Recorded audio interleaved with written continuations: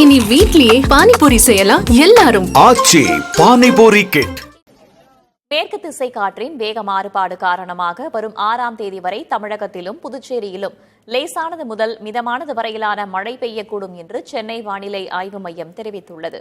சென்னையில் இன்றும் நாளையும் ஒரு சில இடங்களில் லேசான மழை பெய்ய வாய்ப்பிருப்பதாகவும் கூறப்பட்டுள்ளது. நீலகிரி, கோவை, தென்காசி, நெல்லை, கன்னியாகுமரி மாவட்டங்களின் பெரும்பாலான இடங்களிலும், தேனி, விருதுநகர் மாவட்டங்களிலும் தென்மேற்கு பருவமழை தீவிரமாக பொழிந்திருப்பதாகவும் வானிலை ஆய்வு மையம் குறிப்பிட்டுள்ளது. கடந்த 24 மணி நேரத்தில் அதிகபட்சமாக கோவை, சின்னக்கல்லார், திருத்தணி ஆகிய இடங்களில் தலா 6 சென்டிமீட்டர் மழை பதிவாகி உள்ளது.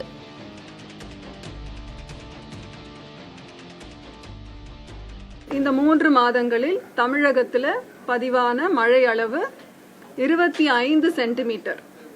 இயல்பு நிலைன்னு பார்த்தீங்கன்னா 13 சென்டிமீட்டர். ஸோ இயல்பை விட 97 விழுக்காடு அதிகமாக இந்த கோடை பருவ காலத்திலே மழை அளவு பதிவாயுள்ளது. பருவமழை பாதிப்புகளை எதிர்கொள்ள சேலம் மாவட்டத்தில்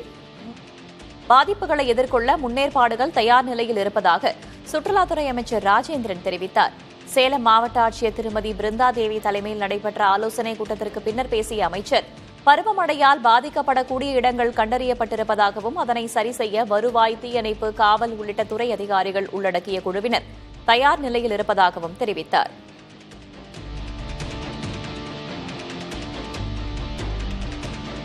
மழை குறைந்ததால் கோவை மாவட்டம் வால்பாறைக்கு சுற்றுலா பயணிகளின் வருகை அதிகரித்திருக்கிறது.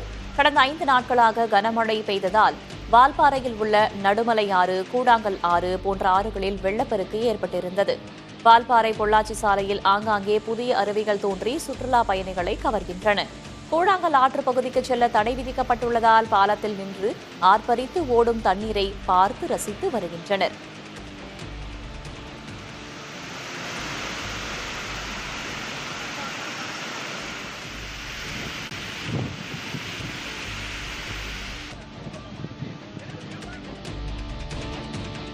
மதுரை மாவட்டம் மேலூர் அருகே கிராமிய விளையாட்டுகளை காக்கும் விதமான விளையாட்டுப் போட்டிகள் நடத்தப்பட்டன. சின்ன கற்பூரம்பட்டி கிராமத்தில் தமிழர் மக்கள் இயக்கம் என்ற அமைப்பினர் தமிழர்களின் மரபு விளையாட்டு மீட்பு விழாவை நடத்தினர். இதில் சிலம்பம், பல்லாங்குழி, பாண்டியாட்டம், பம்பரம், சொட்டாங்கல், நுங்குவண்டி உள்ளிட்ட மரபு விளையாட்டுகள் நடத்தப்பட்டன. சிறார் சுறுசுறுப்பாக ஓடி விளையாடுவதை ஊக்குவிக்கும் நோக்கத்தில் நடத்தப்பட்ட இப்போட்டிகளில் வென்றவர்களுக்கு பரிசுகளும் சான்றிதழ்களும் வழங்கப்பட்டன.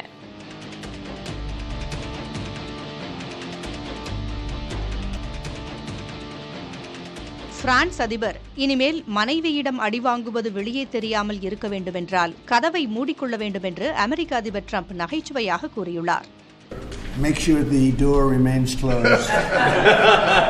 அண்மையில் பிரான்ஸ் அதிபர் மேக்ரான் வியட்நாம் சென்றபோது விமானத்தில் அவரை அவரது மனைவி குத்தியது உலகெங்கும் வைரலானது. இதுகுறித்த கேள்விக்கு டிரம்ப் கதவுகளை மூடிக்கொள்ள வேண்டும் என்று நகைச்சுவையாக பதிலளித்துள்ளார்.